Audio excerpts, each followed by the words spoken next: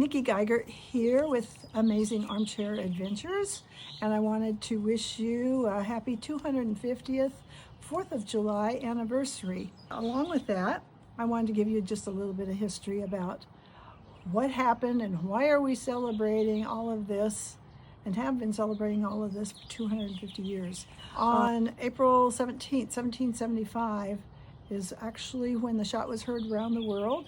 And my 8th generation grandfather was martyred on that day along with 10 other people.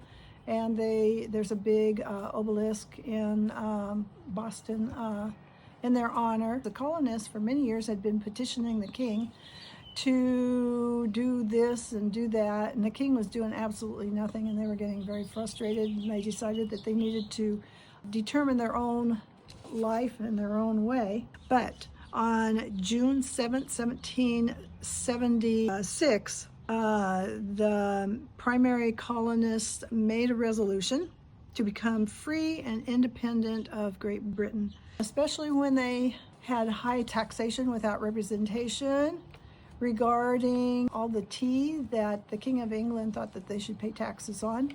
So they took 340 casks, big barrels of tea, and threw it overboard.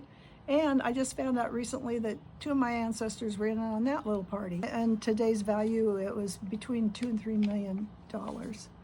So after fighting for a year from April 17, 1775 to June 7, 1776, they put a plan into place. And there were 2 committees working hard. The Committee of 5 to separate from Great Britain were comprised of John Adams, who's also an ancestor of mine, Ben Franklin, Robert Livingston, Thomas Jefferson, and John Sherman. Then the next group, a committee to draft the Articles of the Confederation. And all of these men were some of the best and the brightest of the world at that time, and they had studied law, philosophy, history, the Bible.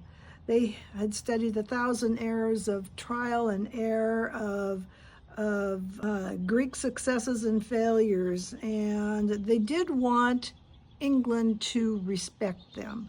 They didn't want to remain at war with Britain, but they wanted Britain's respect. Of that group, John Adams and Ben Franklin were also members of the second group, along with John Dickinson, Benjamin Harrison, and Robert Morris. That said, I want to wish you all